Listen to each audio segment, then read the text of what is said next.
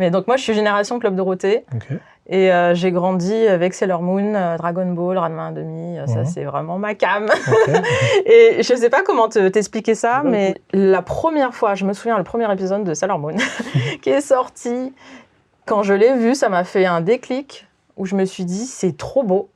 J'ai jamais vu ça nulle part ailleurs. Ça ressemble pas à... Je regardais beaucoup de dessins animés comme beaucoup d'enfants. Hein.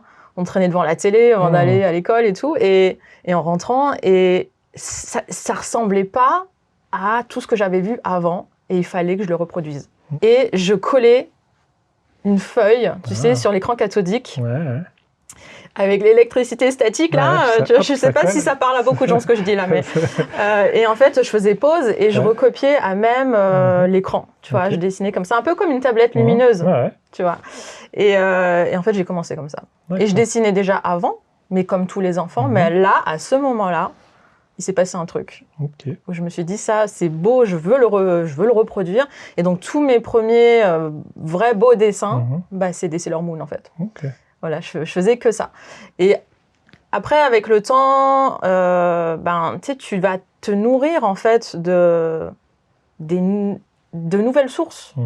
Donc moi, dans mon cas, c'était beaucoup de dessins animés, mais ça peut venir du cinéma, ça peut venir même de la musique ou n'importe.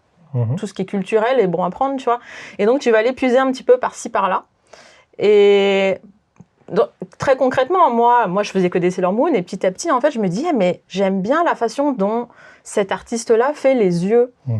Et donc, je vais les intégrer, tu vois. Et j'aime bien comment lui, par contre, il va faire les cheveux. Et donc, je vais prendre les cheveux de... Voilà. Et en fait, tu vois, tu prends un peu partout, mais je suis sûre comme toi, tu as dû prendre dans tel film, tel genre, tel réalisateur.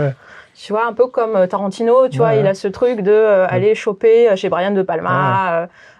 tu sais, le western spaghetti, les films de samouraï, et puis à la fin, pouf, ça fait des chocs à pic. Enfin, ça fait ton style, en tout cas.